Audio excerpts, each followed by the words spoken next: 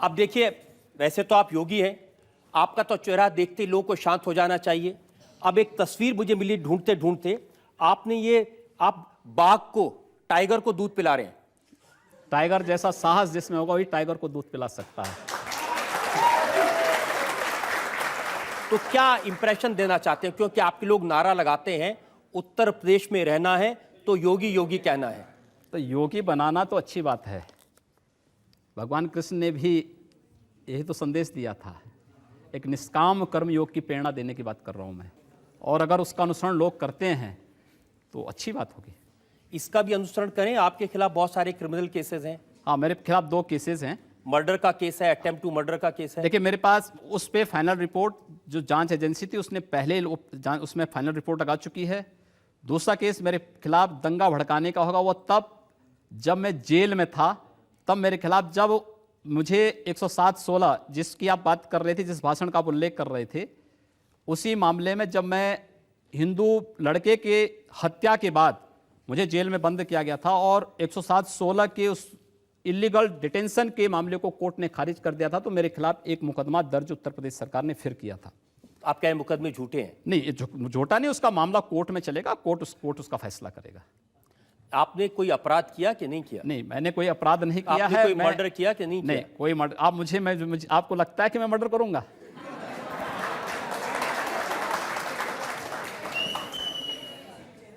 अगर आपको अपराध नहीं करने तो आपके पास में 1 लाख रुपए की रिवॉल्वर क्यों है?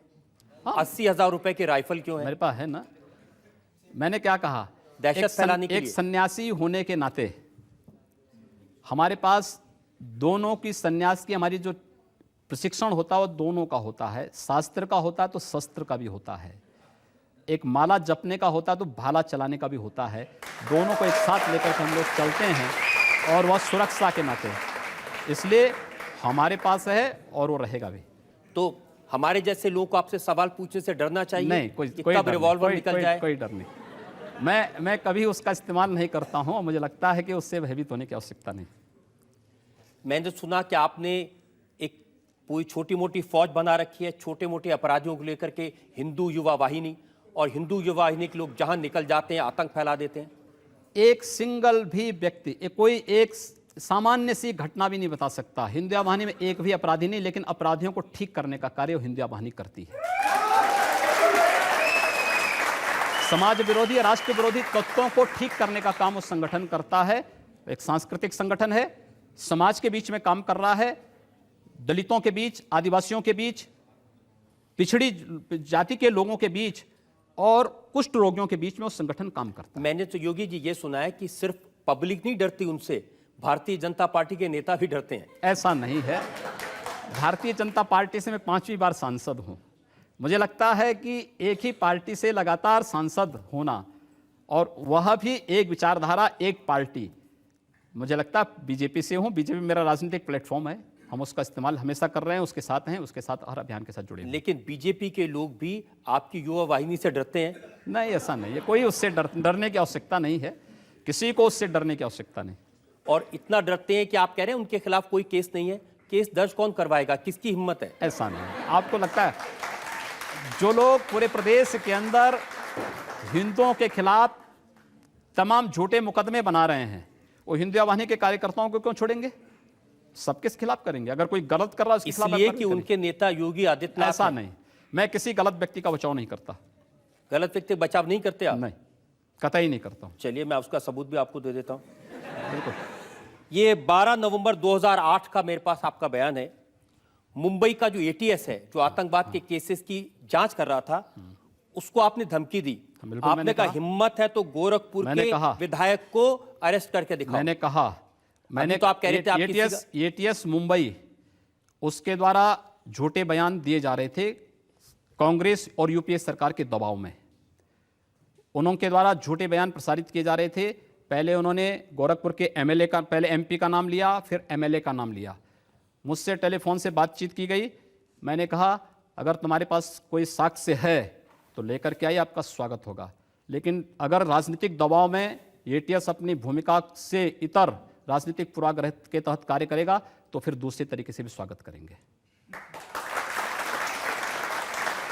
तो इसका मतलब ये हुआ कि आप न किसी कानून को मानते हैं, न किसी एटीएस को मानते हैं, न किसी इंक्वायरी एजेंसी को मानते हैं, न पुलिस को मानते हैं। मेरा भारत के संविधान पर अटूट विश्वास है। मुझे भारत लगता है के आपका सिर्फ अपने ऊपर विश्वास है भारत और के किसी पर कानून नहीं। पर विश्वास है और निष्पक्ष एजेंसियों पर मेरा पूरा विश्वास है। लेकिन राजनीतिक पूर्वाग्रह के तहत अगर कोई कार्य करेगा, जबरन किसी निर्दोष को फंसाने का प्रयास करेगा, तो मुझे लगता है कि तब हम लोगों को फिर उसका प्रतिकार करना होगा और अन्याय के खिलाफ बोला जाना चाहिए। हर एक व्यक्ति को बोला जाना अन्याय के खिलाफ बोलना तो ठीक है, आप बोल रहे हैं यहां भी, जी बोल रहा हूं बिल्कुल। लेकिन लोगों को भड़काना, लोगों को ये उसका मारकाट, हिस्सा है। पब्लिक अगर अन्याय के खिलाफ नहीं बोलेगी तो मार दी जाएगी। जिस प्रकार की स्थितियां हैं, जहां पर कानून की व्यवस्था पूरी तरह ध्वस्त हो चुकी हो, वहां पर आप कैसे उम्मीद कर सकते हैं कि उनकी बात कोई सुनवाई करेगा? लेकिन ये तो सही है कि गोरखपुर में आपकी दहशत है, कोई आपके खिलाफ कोई बोल नहीं सकता। दहशत नहीं है। हर वहां एक मैंने सुना आपने बांस फोड़ हिंदू मंच बनाया है। नहीं, हम लोग देखिए, हर जाति के लोगों को हम लोगों ने वहां संरक्षण दिया है। आप ईस्टर्न यूपी में लगभग 56 गांव है, बनटांगिया गांव, वन्य ग्राम है। आजादी के 67 वर्षों के बाद भी उन लोगों को मत देने का अधिकार नहीं हो पाया है, बुनियादी सुविधाओं से वंचित हैं। उनके बीच में हम लोग काम कर रहे हैं। उनका हम लोगों ने इन विपरीत परिस्थितियों के बाद भी धर्मांतरण नहीं होने दिया है। हम वहां पर भारत नेपाल बॉर्डर पर थारू जनजाति के बीच में हम लोग कार्य कर रहे हैं। हम लोग पूरे नेपाल बॉर्डर पर आईएसआई और माओवादियों की गतिविधियों को हम लोग रोक रहे हैं। अगर ये सब करना पाप है तो पाप बार बार होंगे और बराबर करेंगे, हम निश्चित रोकेंगे। हम लोगों से पूछते हैं जो आपसे सवाल पूछना चाहते हैं, या पूछिए। सर, जहाँ पे आपके ऊपर चार्जेस की बात आती है, आप कहते हैं आपको भारत के संविधान पे पूरा विश्वास है, फिर वहीं पे आप कंडीशनल हिंसा की बात करते हैं। तो अगर भारत का हर युवक उससे प्रेरित हो जाए, ये सोचने लगे अपनी बुद्धि के हिसाब से कि सारा लीगल सिस्टम बेकार है, तो ऐसे तो फिर सारा संविधान का क्या होने का फ़ायदा है? देखिए, लोकतांत्रिक आंदोलन करना और लोकतांत्रिक तरीके से अपनी बात और उसका उस प्रकार का प्रदर्शन करना इस देश के प्रत्येक नागरिक का अधिकार है। और उसको करने का मुझे लगता है कि उत्तर प्रदेश जैसे राज्य में आप क्या ये उम्मीद करते हैं कि वहाँ का शासन या वहाँ का कोई प्रशासन किसी गरीब, किसी कमज़ोर या किसी पीड़ित व्यक्ति की आवाज़ को सुन रहा है? वहाँ पर अगर लोग आंदोलन नहीं करेंगे, जनता के बीच में सड़कों पर नहीं उतरेंगे, तो क्या करेंगे उसके बाद? हिंसा की बात हो रही है ना। हिंसा की बात तब जब अगला व्यक्ति हिंसा कर रहा हो और कानून चुपचाप बैठ करके तमाशा देख रहा हो, तो अगले व्यक्ति को उसका पहले अपनी सुरक्षा करनी चाहिए, तब उसके बाद फिर कानून को देखना चाहिए। योगी जी, डिसाइड कौन करेगा? महात्मा गांधी के देश में हिंसा की बात करना, गांधी जी ने सिखाया था ना, अनशन करो, प्रदर्शन करो, धरना दो, हाथ मत उठाओ। गांधी जी की बात उन मानवीय संवेदनाओं और संवेगों के लिए है जिनके अंदर सचमुच मानवीय गुण हो, मानो अगला पक्ष हो, उसके सामने किया जा सकता है। जहां पूरी दानवीय दुष्प्रवृत्ति भरी हुई हो, उसके खिलाफ लड़ने के लिए तो आखिर व्यक्ति को कुछ तो, उनको ध्यान आकर्षित करने के लिए, उनकी कुंभकर्णी निद्रा को ठीक करने के लिए कुछ तो करना पड़ेगा। वही होता है। आप इसको नहीं मानते? गांधी जी कहते हैं कोई एक थप्पड़ मारे तो दूसरा गाल आगे कर दो। मैंने कहा मानो होगा तो मानेंगे, दानो होगा तो नहीं मानेंगे। यहाँ सेकंड रो में मैं आपसे ये पूछना चाहती हूँ कि आप समझते हैं कि हर इंसान को सबसे पहले अपनी रक्षा करनी चाहिए और उसके लिए अगर वो कानून को अपने हाथ में ले ले तो वो सही है? देखिए, ये देश काल और परिस्थिति पर निर्भर करता है। वहाँ की परिस्थिति कैसी है, वहाँ का देश और वहाँ का काल कैसा है, इस पर निर्भर करेगा। मुझे लगता है जब उत्तर प्रदेश जैसी स्थितियाँ पैदा हो जाएंगी तो लोगों को वहाँ पर कुछ तो करना चाहिए। हाथ पे हाथ धरा रहने से अच्छा है, या प्रताड़ित होना, अपमानित होना, बार बार कटना और इस तरीके से जो चीज़ें हो रही हैं, इस प्रकार की घटनाओं को होने से अच्छा है कि जोरदार प्रतिकार करने के लिए तैयार करें। क्योंकि ये शरीर आपका तभी तक है जब तक इस शरीर में प्रतिरोधक क्षमता है। जिस दिन प्रतिरोधक क्षमता समाप्त हो जाएगी, शरीर रुग्ण हो जाएगा और फिर असमय समाप्त भी हो जाएगा। इसलिए असमय समाप्त होने से बचना है तो उस प्रतिरोधक क्षमता को अपने अंदर बनाने की तैयारी करें। योगी जी, आप तो यूपी की सरकार को धमकी दे रहे हैं। यूपी की सरकार को धमकी नहीं दे रहा हूं मैं उनको सलाह दे रहा हूं, और सलाह भी तो अच्छे लोगों को दी जाती है।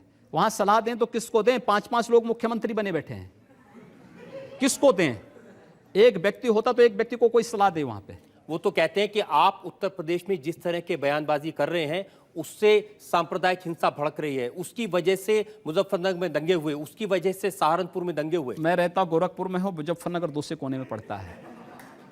मैं एक और बात बताऊं, गोरखपुर और पूर्वी उत्तर प्रदेश में एक भी दंगे नहीं हुए,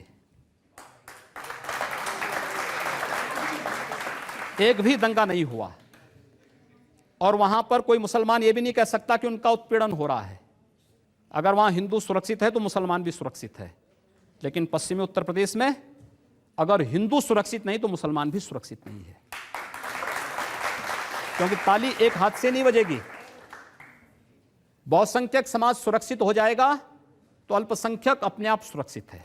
लेकिन योगी जी, भगवान महावीर के देश में, भगवान बुद्ध के देश में हिंसा की बात करना, हाथ उठाने की बात करना, खून की बात हम करना, कब कर रहे हैं?